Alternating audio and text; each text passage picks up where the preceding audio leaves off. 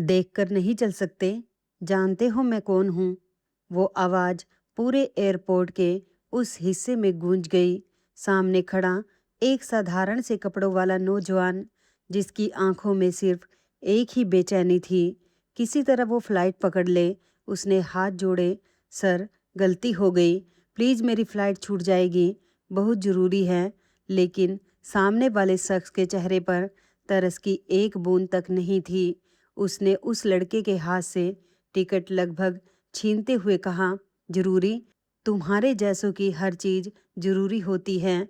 और फिर सबके सामने उसने वो टिकट दो टुकड़ों में फाड़ दी और उन टुकड़ों को उस लड़के के चेहरे पर उछाल दिया।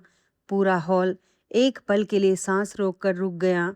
वो लड़का कुछ नहीं बोला, बस झुककर बड़ी शांति से जमीन पर बिखरे उन फटे टुकड़ों को उठाया, अपनी मुट्ठी बंद की।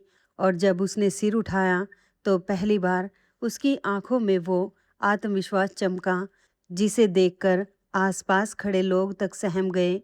उसने बहुत धीमी, बहुत ठंडी आवाज में कहा, तुमने सिर्फ एक टिकट नहीं फाड़ी, तुमने अपनी पूरी एयरलाइन की किस्मत फाड़ दी है। आज से ठीक 10 मिनट बाद तुम्हारा घमंड, तुम्हारी ताकत और तुम्हारी कंपनी तीनों इतिहास बन जाएंगे। और दोस्तों, ठीक 10 मिनट बाद जो हुआ, उसने सिर्फ उस एयरलाइन के मालिक की नहीं, पूरे शहर की सोच बदल दी। नमस्कार दोस्तों, मैं हूं आपकी अपनी संगीता और आपका बहुत बहुत स्वागत है संगीता कहानी कैप्सूल में। आज की ये कहानी सिर्फ एक कहानी नहीं है, ये उन सारे लोगों के लिए है जिन्हें कभी उनके कपड़ों से, उनकी हैसियत से या उनकी खामोशी से कमज़ोर समझ लिया गया।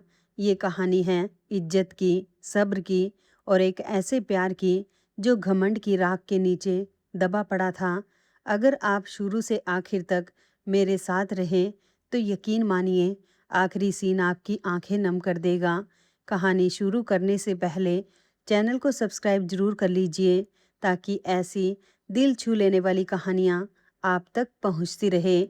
तो चलिए कहानी को शुरू से समझते हैं। इस कहानी की शुरुआत होती है एक ऐसे नौजवान से जिसका नाम था आरव। देखने में एकदम साधारण, सादा कुर्ता, पैरों में पुरानी चप्पल, बालों में तेल तक ठीक से नहीं। जो भी उसे पहली बार देखता, उसे यही लगता कि ये कोई मामूली सा आदमी है, जिसकी ज़िंदगी में कोई ख़ास बात नहीं होगी। लेकिन दोस्तों, किस्मत ने आरव की तकदीर में कुछ ऐसा लिख रखा था, जिसका अंदाज़ा उस शहर के सबसे बड़े-बड़े लोगों को भी नहीं था। आरव पिछले 2 साल से सहगल परिवार का दामाद था। उसी सहगल परिवार का, जिनका नाम शहर के सबसे बड़े उद्योगपतियों में गिना जाता था। सहगल एंटरप्राइजेज़, करोड़ों का कारोबार, आलीशान कोठी, नौकर-चाकर, गाड़ियाँ और उसी घर में आरव को हर दिन एक ही नाम से पुकारा जाता था, घर जमाई। नौकर तक उसे देखकर मुस्कुरा देते थे। रसोई में खड़ी बाई आपस में फुसफुसाती, बेचारा दहेज में मिला होगा। कोई कहता, इसकी तो किस्मत खुल गई, बैठे बिठाए इतनी बड़ी कोठी में रोटियां तोड़ रहा है।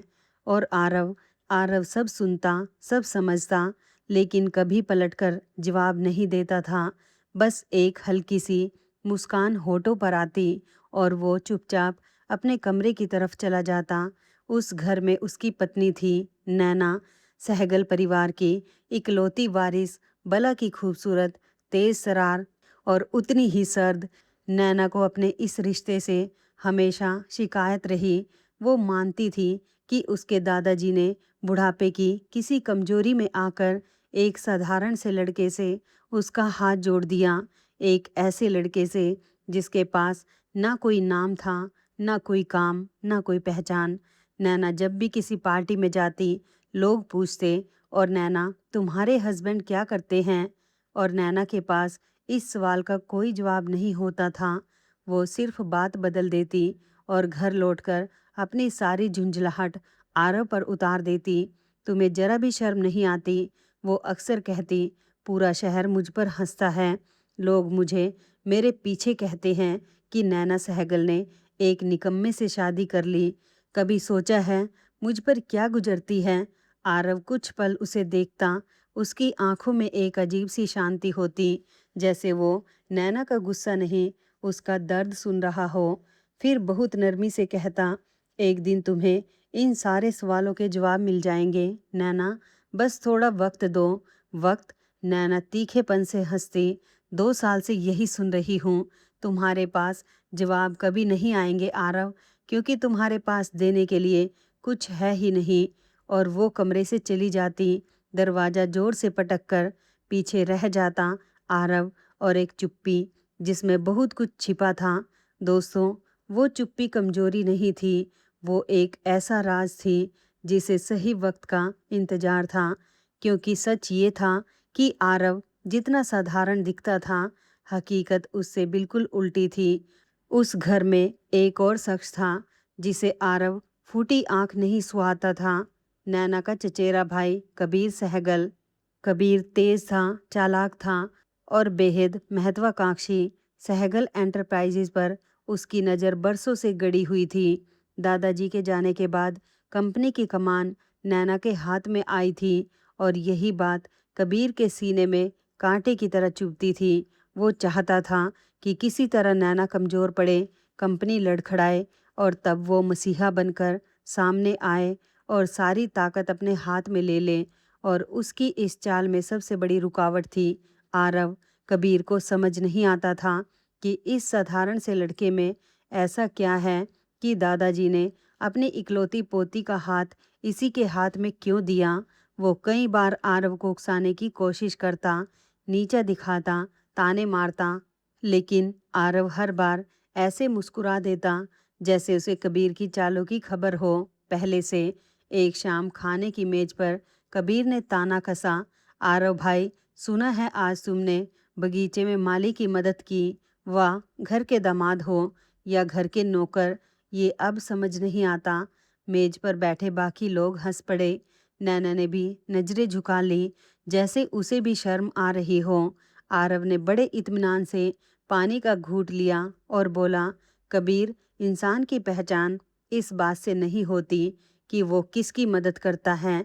इंसान की पहचान इस बात से होती है कि जब वक्त आता है तब वो किसके काम आता है। कबीर के चेहरे की हंसी एक पल के लिए ठिठक गई। उसे आरव की इस बात का मतलब समझ नहीं आया, पर आरव आगे कुछ नहीं बोला।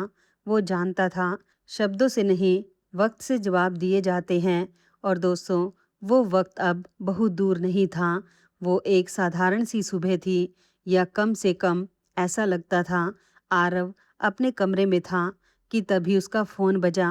वो कोई आम फ़ोन नहीं था, वो एक अलग नंबर था जिसका पता उस घर में किसी को नहीं था। आरव ने फ़ोन उठाया और दूसरी तरफ से एक घबराई हुई आवाज़ आई, सर, पारी की हालत अचानक बहुत बिगड़ गई है। डॉक्टर कह रहे हैं कि ऑपरेशन आज ही करना होगा, वरना वरना बहुत देर हो जाएगी। लेकिन जो नई मशीन और जो डोनर आप विदेश से भिजवा रहे थे, उसकी फाइनल परमिशन के लिए आपकी मौजूदगी ज़रूरी है सर। आपको आज ही निकलना होगा। आरव के हाथ एक पल के लिए कांप गए। पारी, एक 7 साल की बच्ची, एक ऐसे बच्चों के अस्पताल में भर्ती जिसे आरव पिछले कई सालों से गुमनाम रहकर चला रहा था। एक ऐसा अस्पताल जहां गरीब घरों के बीमार बच्चों का इलाज मुफ्त होता था और जिसकी असली पहचान सिर्फ चंद लोग जानते थे। पारी उन बच्चों में से थी जिसे आरव ने अपनी बेटी की तरह चाहा था। उसकी माँ मजदूरी करती थी और आरव ने उससे वादा किया था कि पारी को कुछ नहीं होगा। आज वो वादा दांव पर था। आरव ने बिना एक पल गंवाए कहा, मैं निकल रहा हूँ। जेट तैयार करवाओ और डॉक्टर से कहो पारी अकेली ना पड़े। उससे कहो कि उसका आरव अंकल आ रहा है।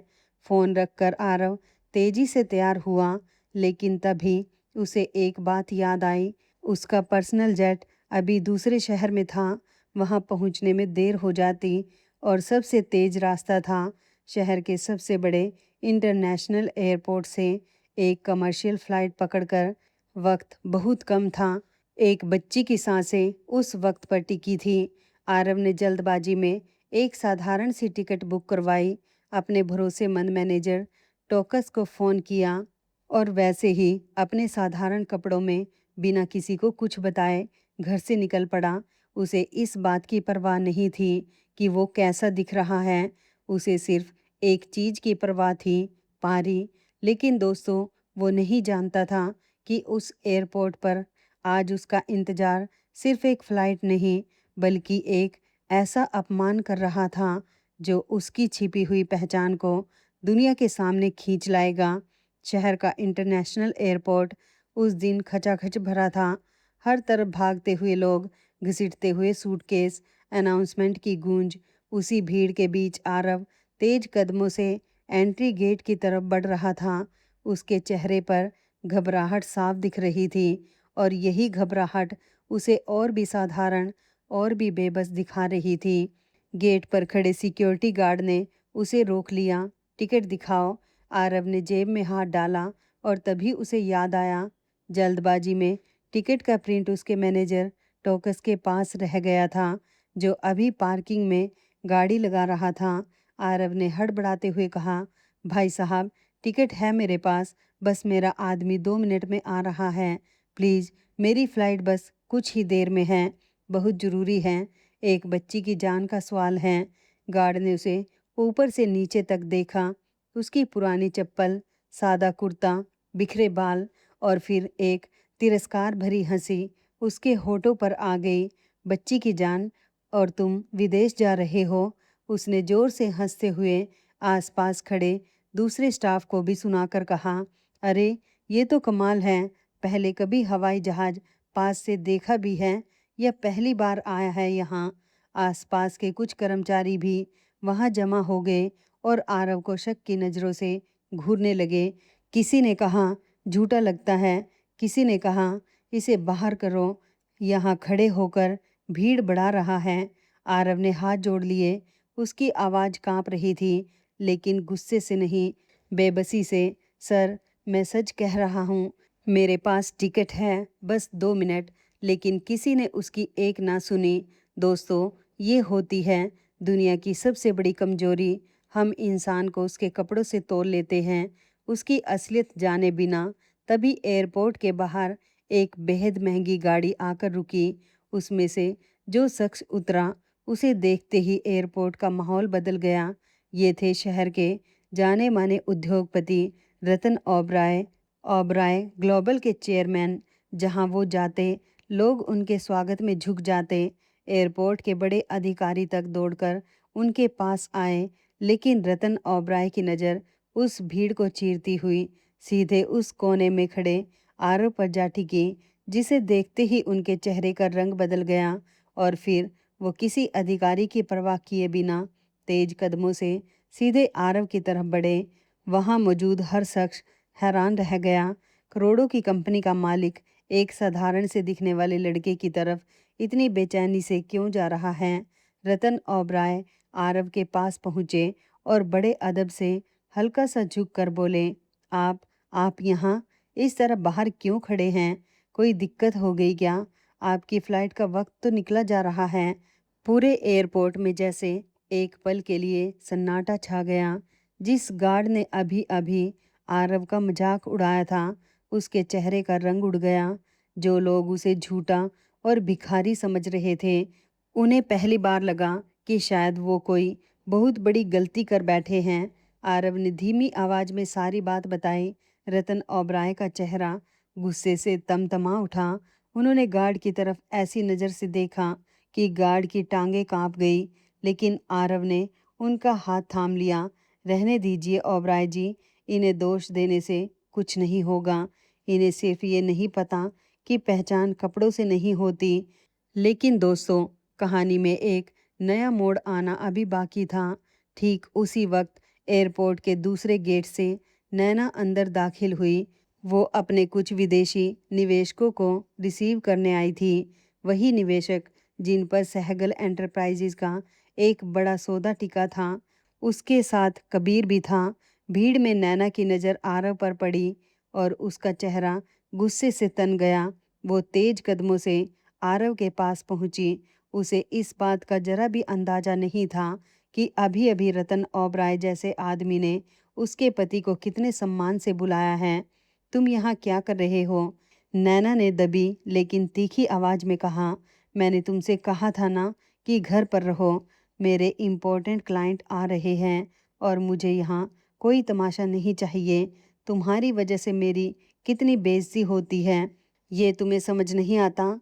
आरव ने बहुत नरमी से कहा, नैना मुझे अभी तुरंत निकलना है, बहुत ज़रूरी काम है। एक मासूम बच्ची की जान। नैना ने उसकी बात बीच में ही काट दी और एक व्यंग्य भरी हंसी हंसते हुए बोली, तुम विदेश जाओगे? तुम्हें विदेश में कोई जानता भी है? पहले तो तुम ये बता दो कि जहाँ तुम जा रहे हो उस देश की स्पेलिंग भी आती है क्या तुम्हें? उसके पास खड़ा कबीर जोर से हंस पड़ा। छोड़ो नैना, इसे किसी ने कोई बड़ा सपना दिखा दिया होगा। ये लोग ऐसे ही होते हैं, जहाँ 2 वक्त की रोटी मिल गई वहीं बड़ी बड़ी बातें करने लगते हैं। आरव ने एक गहरी सांस ली। उसकी आंखों में एक हल्की सी नमी उतर आई। नैना का गुस्सा उसे नहीं चुभा था, उसकी नफरत चुभी थी। वो कुछ नहीं बोला। रतन ओबराय ये सब चुपचाप देख रहे थे। उनसे रहा नहीं गया। वो नैना की तरफ मुड़े और गंभीर आवाज में बोले, आप शायद इन्हें पहचानती नहीं हैं। नैना ने हैरानी से कहा, आप इस आदमी को जानते हैं ओबराय जी? रतन ओबराय हल्का सा मुस्कुराए और सिर्फ इतना कहा, इतना कह सकता हूँ, इनके बारे में कोई राय बनाने से पहले इनके कपड़ों को मत देखिए। कभी कभी सबसे साधारण दिखने वाला इंसान ही सबसे असाधारण होता है। इतना कहकर वो आगे बढ़ गए, पर उनकी ये बात नैना के मन में एक अजीब सी हलचल छोड़ गई। कौन है ये आदमी जिसे मैं 2 साल से जानती हूँ और फिर भी नहीं जानती? तभी दौड़ता हुआ आरव का मैनेजर टोकस पहुंचा। उसने आरव को टिकट और फ़ोन थमाते हुए हाँफते हुए कहा, सर जल्दी चलिए, बोर्डिंग शुरू हो चुकी है, बस कुछ ही मिनट बचे हैं। आरव ने एक पल के लिए नैना की तरफ देखा, फिर बिना कुछ कहे टिकट लेकर तेजी से अंदर की तरफ भागा। नैना और कबीर उसे जाते हुए देखते रहे। नैना के मन में सवालों का एक तूफान उठ रहा था, लेकिन कबीर के चेहरे पर सिर्फ जलन थी। आरव भागते हुए बोर्डिंग गेट की तरफ बढ़ रहा था, दिल में बस एक ही प्रार्थना, पारी बस थोड़ी देर और रुक जा बेटा, तेरा अंकल आ रहा है। और तभी तेजी से भागते हुए वो किसी से जोर से टकरा गया। सामने खड़ा शख्स गुस्से से भर उठा। उसके इर्द गिर्द 4-5 हट्टे कट्टे बॉडीगार्ड खड़े थे। महंगा सूट, साथ में सोने की घड़ी, आंखों में घमंड की आग। ये थे विक्रमादित्य राठी, आकाश एयरवेज के मालिक। वही एयरलाइन जिसकी फ्लाइट पकड़ने के लिए आरव इतनी दूर से भाग कर आया था। विक्रमादित्य ने आरव को घूरते हुए दहाड़ा, देखकर नहीं चल सकते, अंधे हो क्या? आरव ने तुरंत हाथ जोड़ दिए। सर माफ़ कीजिए, गलती हो गई, दरअसल मेरी फ़्लाइट छूट रही है इसलिए। लेकिन विक्रमादित्य का गुस्सा शांत नहीं हुआ। उसके पास खड़े एक चमचे ने गर्व से कहा, जानते हो ये कौन है? ये विक्रमादित्य राठी हैं, आकाश एयरवेज के मालिक। जिस एयरलाइन में तुम जैसे लोग टिकट लेने से पहले 100 बार सोचते हो, उसके ओनर है ये। आरव ने और नरमी से हाथ जोड़े।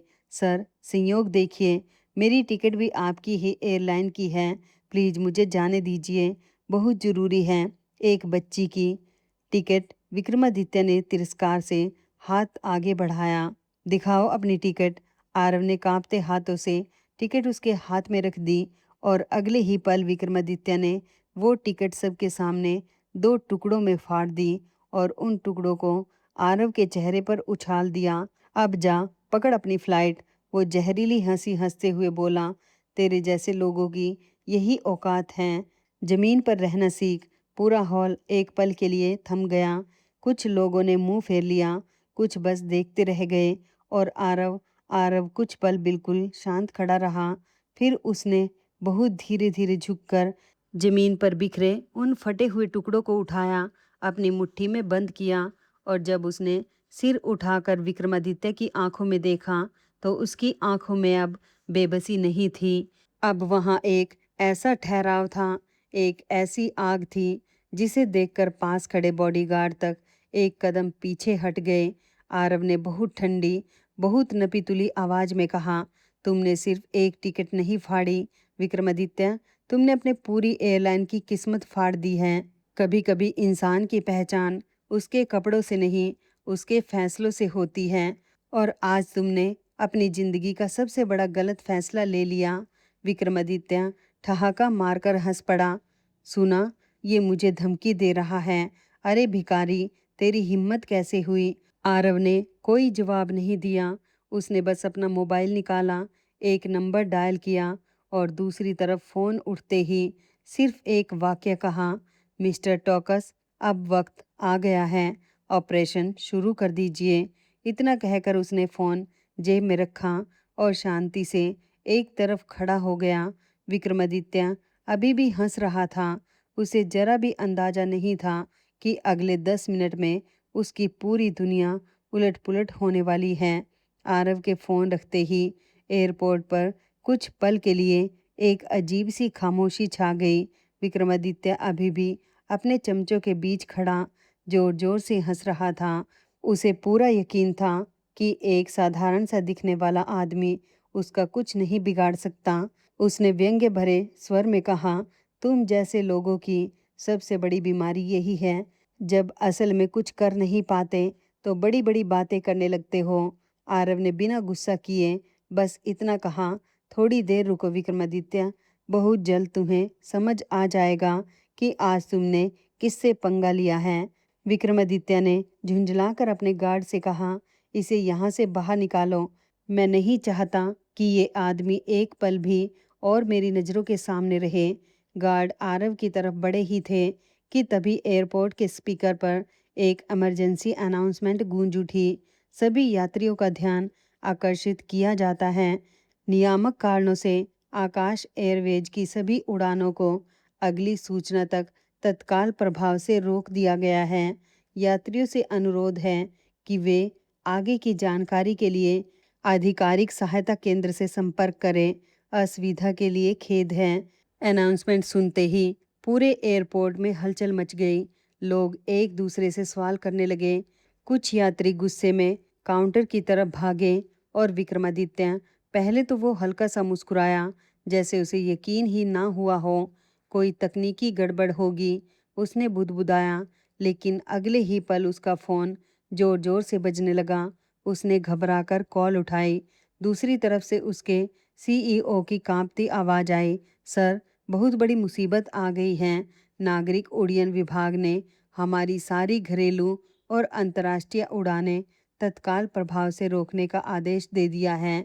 हमारे फाइनेंशियल रिकॉर्ड्स और सेफ्टी क्लियरेंस की इमरजेंसी जांच शुरू हो चुकी है।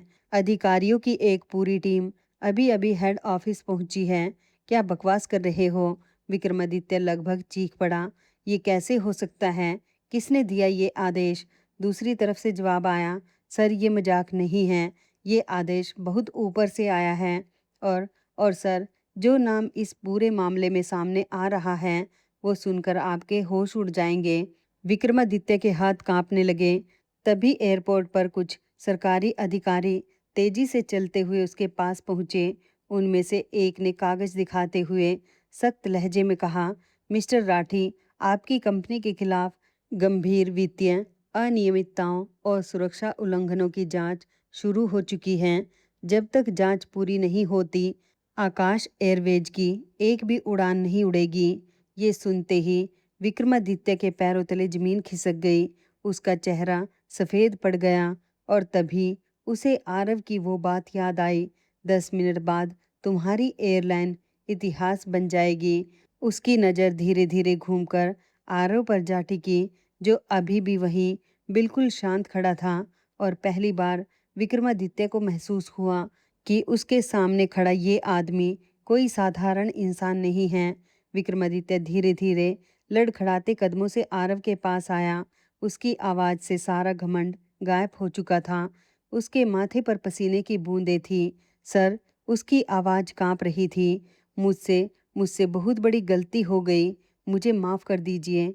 अगर मुझे पहले पता होता कि आप कौन हैं तो मैं कभी कभी ऐसा बर्ताव नहीं करता। प्लीज़ ये आदेश रुकवा दीजिए।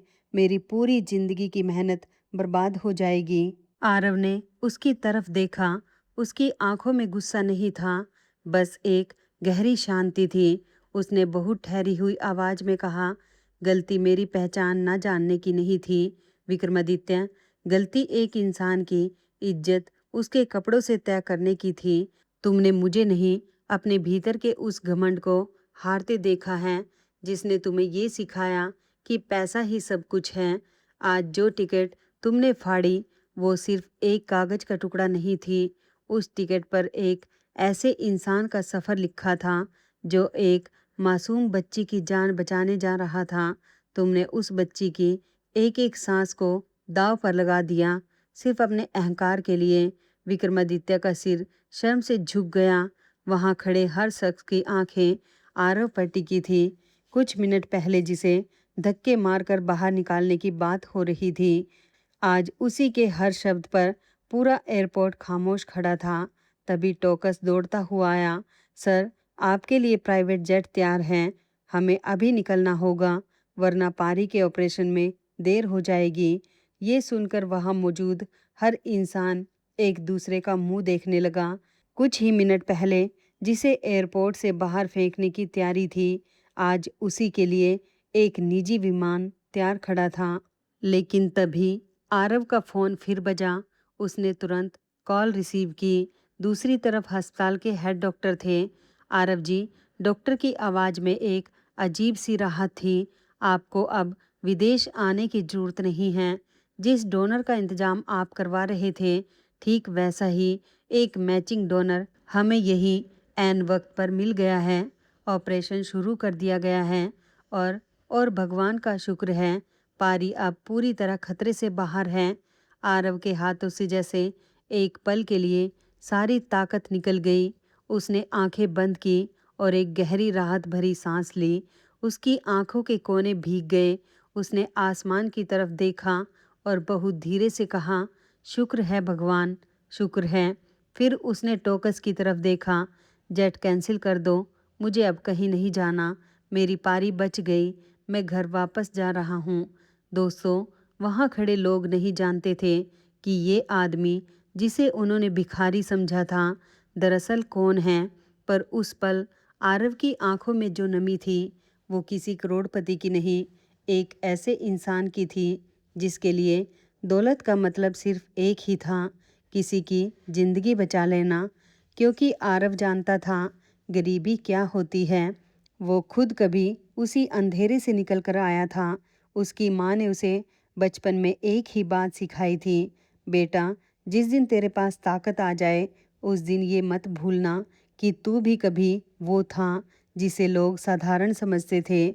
आज आरव के पास सब कुछ था, नाम, दौलत, ताकत, लेकिन उसने कभी वो बात नहीं भूली। आरव जब घर लौटा तो हमेशा की तरह चुपचाप अपने कमरे की तरफ बढ़ने लगा। पर उस दिन घर का माहौल कुछ अलग था। सहगल एंटरप्राइजेज में एक बड़ा तूफान उठ खड़ा हुआ था। दरअसल उसी सुबह न्यूज़ चैनलों पर एक ही खबर चल रही थी, सरकारी मेगा प्रोजेक्ट का टेंडर सहगल एंटरप्राइजेज के हाथ से निकला। कंपनी को करोड़ों का नुकसान, शेयर बाजार में भारी गिरावट। नैना अपने कॉन्फ्रेंस रूम में अधिकारियों के साथ लगातार मीटिंग में उलझी हुई थी। हर चेहरे पर तनाव था। एक डायरेक्टर ने घबराते हुए कहा, मैडम, अगर अगले कुछ दिनों में कोई बड़ा निवेश नहीं आया तो कंपनी गंभीर आर्थिक संकट में फंस जाएगी। हमारे कई पुराने निवेशक एक एक करके अपने शेयर बेच रहे हैं। दूसरे अधिकारी ने कहा, और अफवाहें भी फैल रही हैं मैडम कि कंपनी डूबने वाली है। बाजार में डर बैठ गया है। नैना चुपचाप सब सुन रही थी। उसकी आंखों के सामने अपने दादाजी का चेहरा घूम रहा था, जिन्होंने अपनी पूरी जिंदगी लगाकर ये कंपनी खड़ी की थी। उसने मेज पर हाथ रखकर दृढ़ आवाज में कहा, ये कंपनी सिर्फ एक बिजनेस नहीं है, ये मेरे दादाजी की पहचान है, मेरे परिवार की इज्जत है। मैं इसे किसी भी कीमत पर टूटने नहीं दूंगी। लेकिन दोस्तों, नैना को ये नहीं पता था कि इस पूरी साजिश का असली मास्टरमाइंड उसी घर में, उसी मीटिंग में उसके बिल्कुल पास बैठा हुआ था। कबीर। कबीर ने बड़ी सफाई से महीनों की मेहनत से ये पूरा जाल बुना था। बाजार में झूठी अफवाहें फैलवाई, निवेशकों के कान भरे, टेंडर हाथ से निकलवाया। उसका मकसद साफ था, कंपनी को इतना कमज़ोर कर देना कि नैना खुद हार मान ले और तब वो सस्ते में सारे शेयर खरीदकर कंपनी का मालिक बन जाए। उसी वक्त आरव रोज की तरह नैना का लंच बॉक्स लेकर ऑफिस पहुंचा। रिसेप्शन पर बैठे कुछ कर्मचारी उसे देखकर आपस में मुस्कुराने लगे। किसी ने फुसफुसाकर कहा, लो घर जमाई साहब आ गए। किसी ने ताना मारा, टिफ़िन डिलीवरी बॉय। लेकिन आरव हमेशा की तरह शांत रहा। उसने रिसेप्शनिस्ट से कहा, मुझे नैना से तुरंत मिलना है, बहुत ज़रूरी बात है। सर, मैडम बहुत इम्पोर्टेंट बोर्ड मीटिंग में हैं। रिसेप्शनिस्ट ने रूखे स्वर में कहा, अभी मिलना मुमकिन नहीं है, मुझे सिर्फ 5 मिनट चाहिए। आज नहीं हो पाएगा सर। लेकिन आरव इस बार रुका नहीं। वो सीधे कॉन्फ्रेंस रूम की तरफ बढ़ गया। दरवाज़ा खुलते ही अंदर बैठे सारे अधिकारी हैरानी से उसकी तरफ देखने लगे। कबीर गुस्से से खड़ा हो गया। तुम्हारी हिम्मत कैसे हुई यहाँ आने की? वो चीखा। ये कंपनी की बोर्ड मीटिंग है, कोई घर का ड्राइंग रूम नहीं। सिक्योरिटी, इसे अभी बाहर निकालो। सिक्योरिटी गार्ड आगे बढ़े ही थे कि तभी कंपनी की एक बुजुर्ग भरोसेमंद कर्मचारी मिसेज वर्मा बीच में आ गई। उन्होंने सख्त आवाज़ में कहा, रुक जाइए, ये कोई बाहरी आदमी नहीं है, ये मैडम के पति हैं। इन्हें इस कंपनी में आने का पूरा हक है। कमरे में अचानक सन्नाटा छा गया। नैना कुछ पल तक आरव को देखती रही। उसकी समझ में नहीं आ रहा था कि आरव आखिर इतनी जिद क्यों कर रहा है। आरव ने बहुत शांत, बहुत सधे हुए स्वर में कहा, मैं सिर्फ कंपनी से जुड़ी एक बेहद ज़रूरी बात करना चाहता हूँ। अगर मुझे कंपनी की बैलेंस शीट, शेयर होल्डर की लिस्ट और पिछले कुछ महीनों का निवेश रिकॉर्ड दिखा दिया जाए तो शायद मैं इस डूबती हुई कंपनी को दोबारा खड़ा कर सकता हूँ। कमरे में बैठे सारे लोग एक साथ उसकी तरफ देखने लगे। कबीर जोर से हंस पड़ा। वाह, जिस आदमी ने ज़िंदगी में कभी एक चाय की दुकान नहीं चलाई, वो आज करोड़ों की कंपनी बचाने की बात कर रहा है। नैना, इस मजाक को बंद करो और इसे बाहर भेजो। लेकिन इस बार दोस्तों, नैना के मन में पहली बार एक अलग सा सवाल उठा। उसे एयरपोर्ट पर रतन ओबराय की कही बात याद आई, इनके बारे में कोई राय बनाने से पहले इनके कपड़ों को मत देखिए। क्या सचमुच आरव वैसा ही है जैसा वो 2 साल से समझती आई है, या उसकी असली पहचान अब तक उससे छिपी हुई है? नैना कुछ पल बिल्कुल चुप बैठी रही। फिर उसने गहरी सांस लेते हुए दृढ़ आवाज़ में कहा, सब लोग शांत हो जाइए। इस कमरे में कोई किसी का अपमान नहीं करेगा। मैं आरव की बात पूरी सुनना चाहती हूँ। कबीर गुस्से से बोला, नैना, ये बहुत बड़ी गलती होगी कंपनी की गोपनीय जानकारी एक ऐसे आदमी को देना जिसका बिजनेस से दूर दूर तक कोई नाता नहीं। फैसला मैं करूँगी कबीर। नैना ने सख्ती से उसकी बात काटी। इस कंपनी की जिम्मेदारी मेरे कंधों पर है और आज मैं एक मौका देना चाहती हूँ। उसने आईटी विभाग के कर्मचारी की तरफ देखा। आरव को पिछले 2 साल की बैलेंस शीट, निवेशकों की सूची और शेयर होल्डिंग पैटर्न दिखाइए। कुछ ही मिनटों में सारी फाइलें आरव के सामने थीं और अब दोस्तों, कमरे में एक ऐसा नज़ारा था जो किसी ने सोचा भी नहीं था।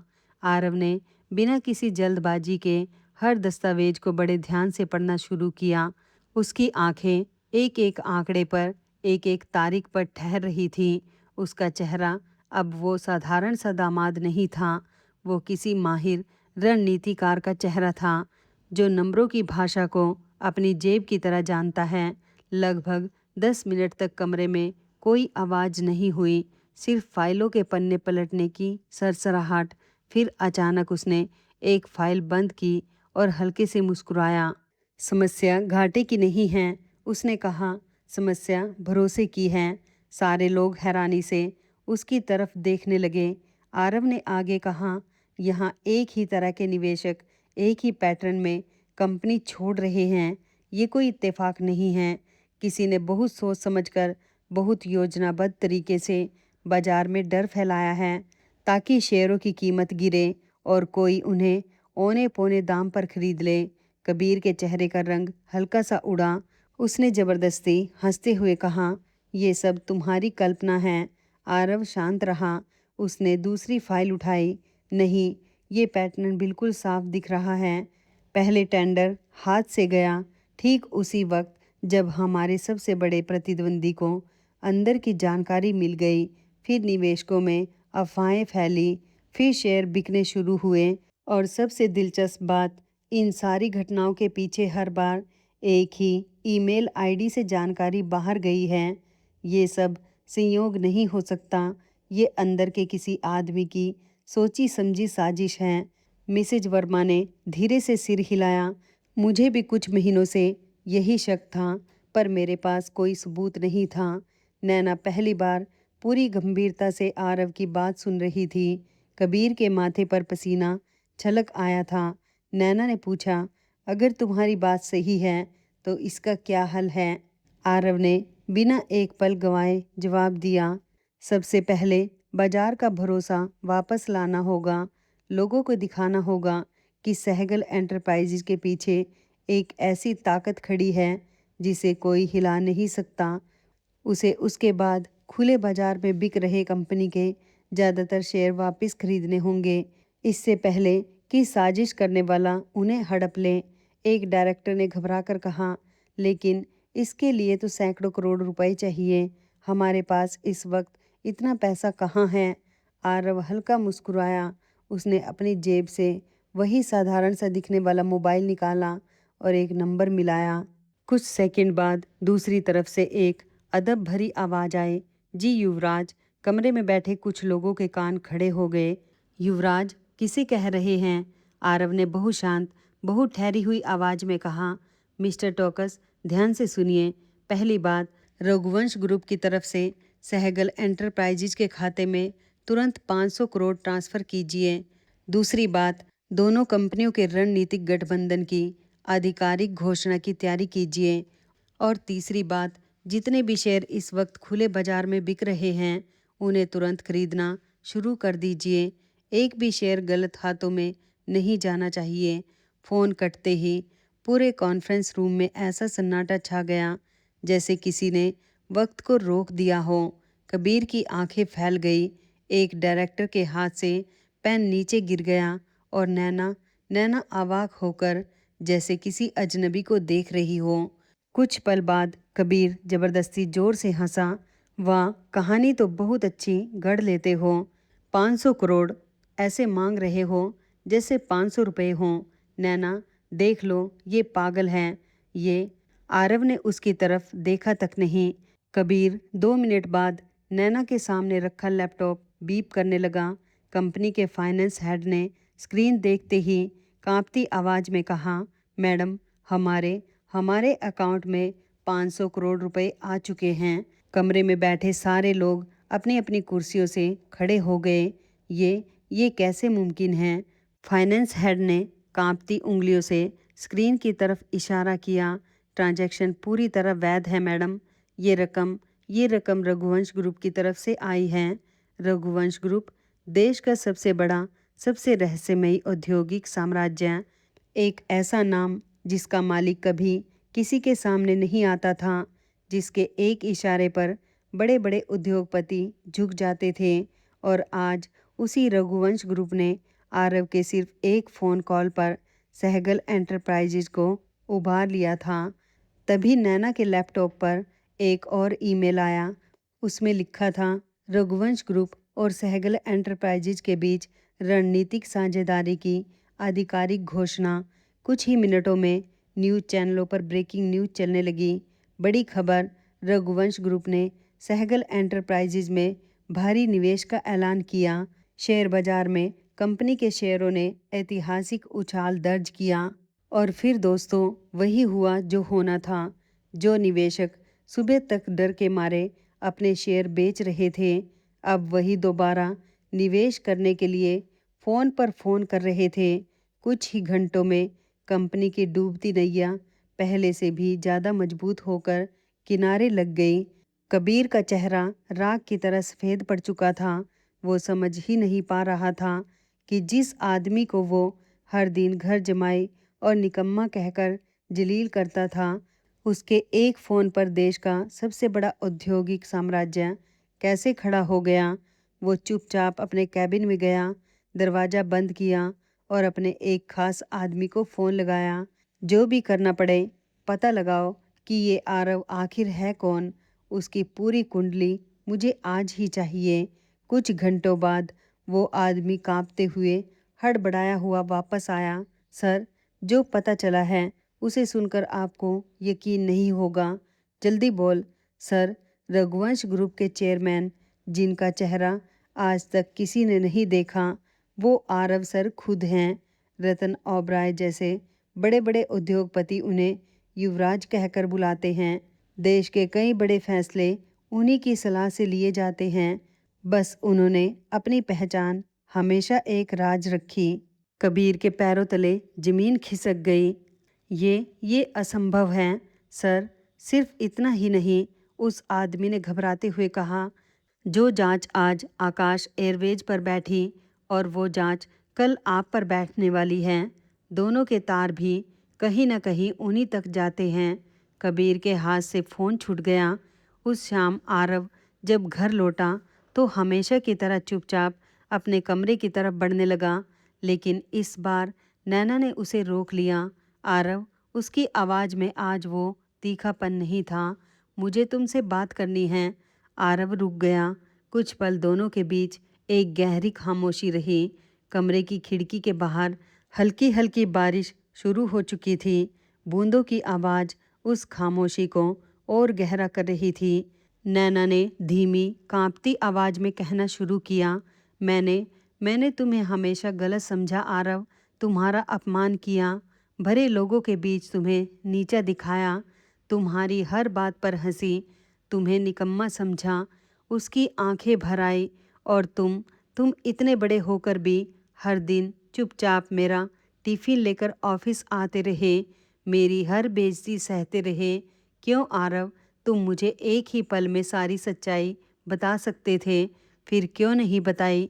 आरव कुछ पल उसे देखता रहा, फिर बहुत नरमी से मुस्कुराया और बोला, क्योंकि नैना, मैं नहीं चाहता था कि तुम मुझसे मेरी दौलत की वजह से प्यार करो।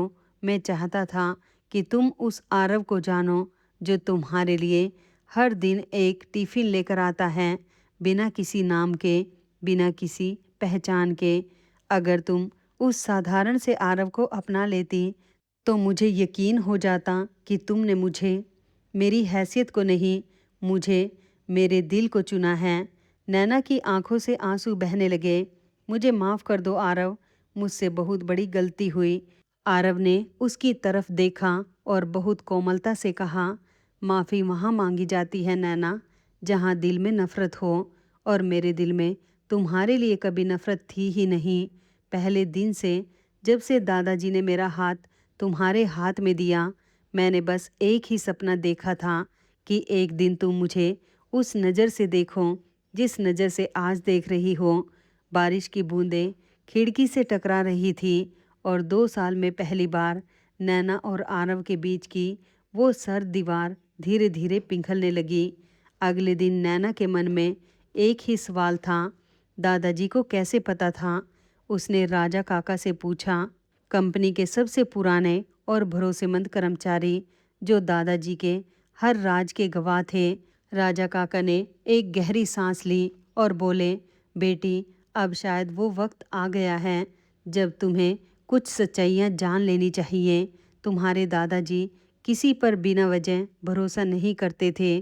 कई साल पहले जब उनका कारोबार अपने सबसे बुरे दौर से गुजर रहा था, एक अनजान नौजवान ने बिना कोई एहसास जताए उन्हें डूबने से बचाया था।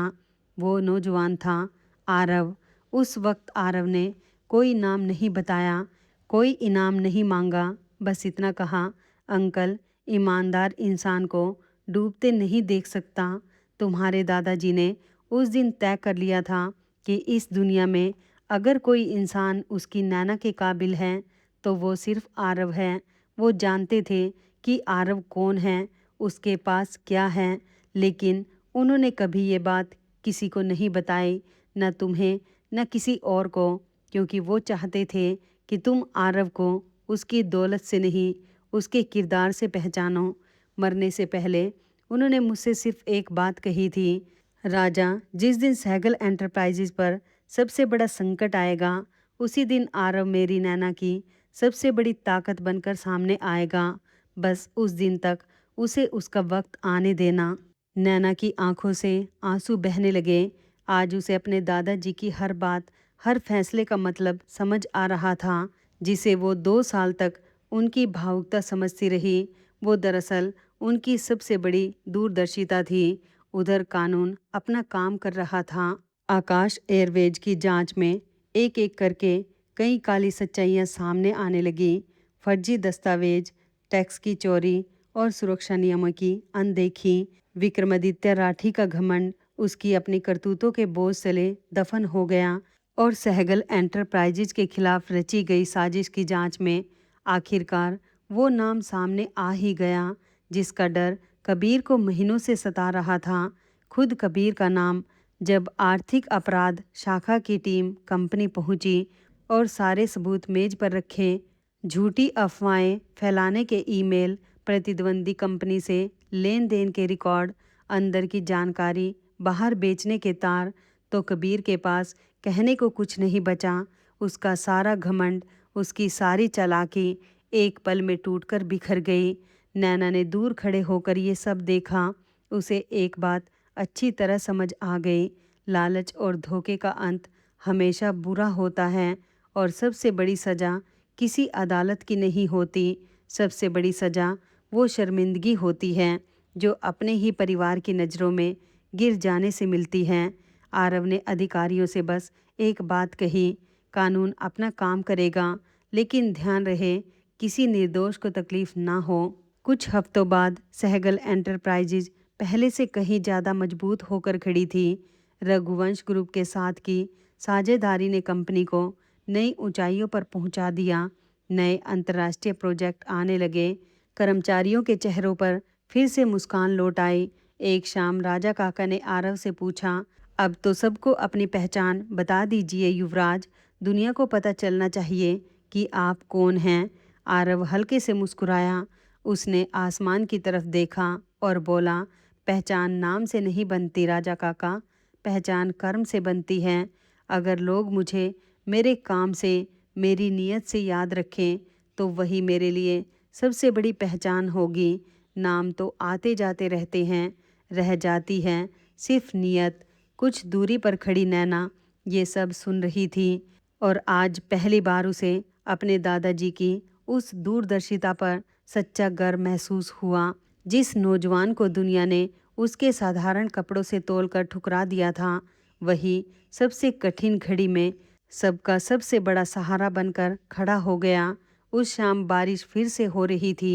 नैना आरव के पास आई और बहुत धीरे से बोली, एक बात पूछूं आरव, अगर उस दिन एयरपोर्ट पर वो सब ना हुआ होता, अगर वो टिकट ना फटी होती, तो क्या तुम अपनी सच्चाई कभी बताते? आरव मुस्कुराया, शायद नहीं, लेकिन नैना, जिंदगी में कुछ मुलाकातें, कुछ अपमान, कुछ ठोकरें, ये सब यूं ही नहीं होती। कभी कभी टूटी हुई चीज़ों के पीछे भी कोई बहुत खूबसूरत मकसद छिपा होता है।